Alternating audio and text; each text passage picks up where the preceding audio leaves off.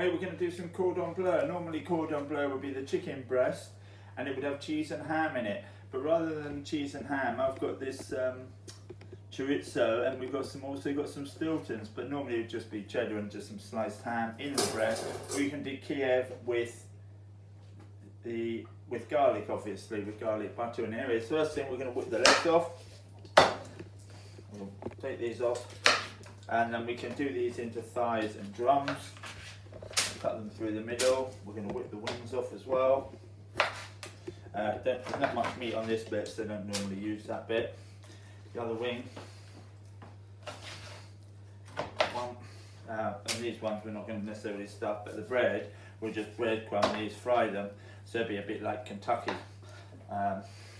With Kentucky fried. If we do them, this is for tea tomorrow, but we're going to have the breast tonight. Then the breast, go down the side of the breastbone, and down here we've got the wishbone, so we cut through there. This is slightly not defrosted, so then we try and do it so no, we're not leaving any meat on there. Yeah, all the way down. This is a nice big chicken, by the way. These breasts are going to be enormous, so huge breasts here. This is a 2 kilo chicken. Chickens are normally about 1.6 kilos. Depending, unless they're like a wing here. So I don't need the skin on it, but you can leave the skin on. I'm going to coat it, so I'm not going to leave the skin on, but if you're going to roast it, it'd be better leaving the skin on, because that'll stop it going dry. Because there's a lot of fat in there. So down this side,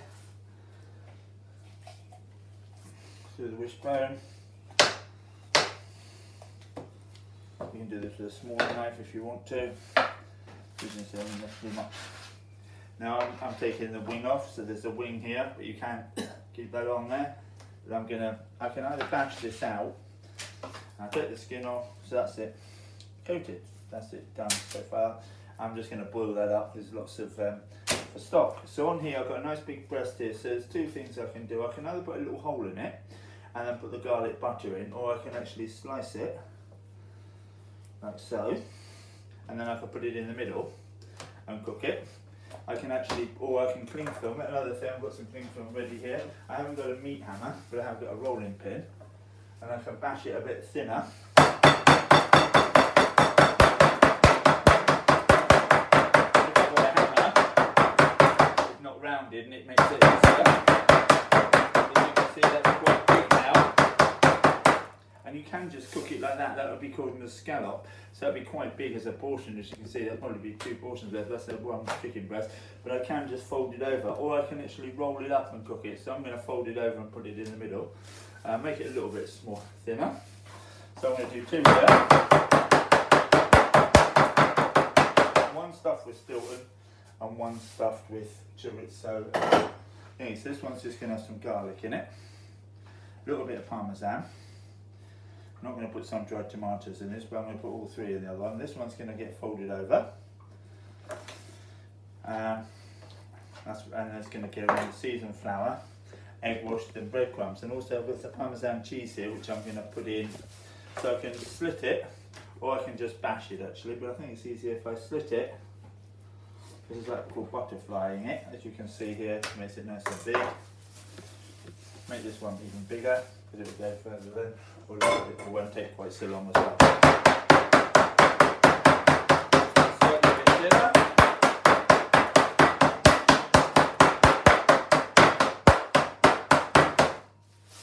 Easier with a meat hammer. We'll go even thinner with that. So then this one's going to have a Stilton in it. Some dried tomato, chorizo. Quite a bit of chorizo in here. You said this would be easy enough for far more, big portion for one person in here. Then we can egg wash them and breadcrumb them. So dip them in seasoned flour first, and that helps the egg stick. So that's a quick secret to this. A lot of people forget this bit. So in here there's some garlic, pepper, salt, some herbs. Then I'm going to dip it in the egg. And I've also got some Scotch eggs that I'm going to make here. So I'm just going to show you how to coat one. Then once they're cooked, I'm going to show you them. So one thing is I'm using both hands. What I should be doing is using one hand for the wet and one hand for the dry. Now this one here, I'm not going to put the Parmesan in. The next one I'm going to put some Parmesan in these. That's it, just going to go in a frying pan and then finish them in the oven. Or you can just cook them straight in the oven, but they're a little bit dry. You can see that one's there, just move that to the side. Now this one I'm going to put some Parmesan in here. This one's going to have a Parmesan coating, as well as some breadcrumbs. Got a few more breadcrumbs here. I don't know if you can see the breadcrumbs here. I'm running out of space here, so I'm just going to move it over here a bit. You can see it a bit better maybe. So this one here, so dip it in the seasoned flour first. So I'll move that to one side. So I haven't got a lot of flour here. Try not to get more out than I actually need. If I'm going to do that, and I can bread the legs as well. Seeing I'm doing the bread, and I'm going to bread them as well. In the egg, this is 2 eggs in here. That's probably about the right amount, maybe a little bit left here, but I've only got 2 Scotch eggs to do as well. Then in the breadcrumbs, push it down. If you're doing garlic butter, you can plug the hole with a piece of the chicken, because obviously as the butter melts, it will just come straight out. But this will melt the cheese here, so this is a huge piece there.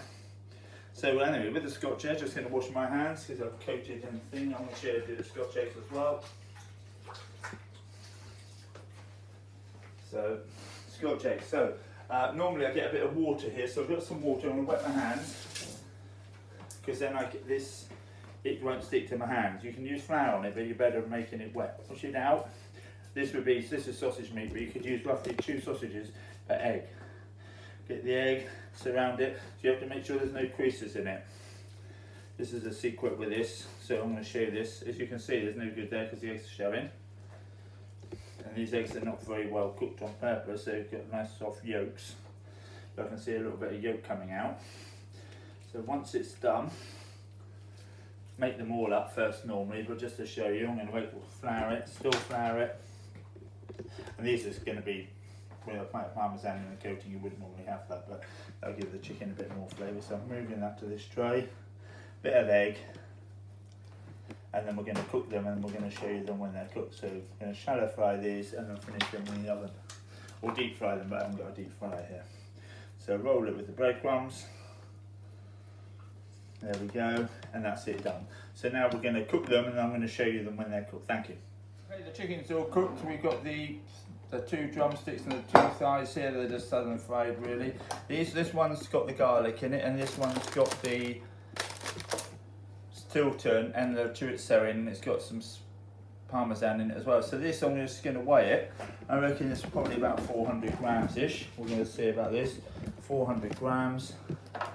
Oh yeah, 400. Oh, I want bad guess. 401 grams. So that's actually about 13, 14 ounces. So you normally have an 8-ounce steak. So this would be enough for 2 people. Now, if I did it round, that would look a bit neater and make it nice and round, but it takes longer to cook. So I'm just going to cut this in half, and we're going to have a look at this. As you can see, we've got the, just show you open it here, we've got all the chorizo and the spinach here. So my son and I are having this one. Oh, and also we've got the Scotch egg here. We're having half a Scotch egg each. And I've had more gherkins than him, and I made some homemade coleslaw with it. It goes quite well with it. This one my wife's having, but I'm not going to give her it all. This one won't be so heavy, obviously, because it hasn't got the Stilton and it just got garlic. That one's only 304 grams. 227 grams is an 8-ounce steak, by the way. So we're going to slice it up a little bit here. Then it's going to be easier for my wife to eat. So as you can see, lovely bits of chicken, like that, rather than what you get in the frozen ones there.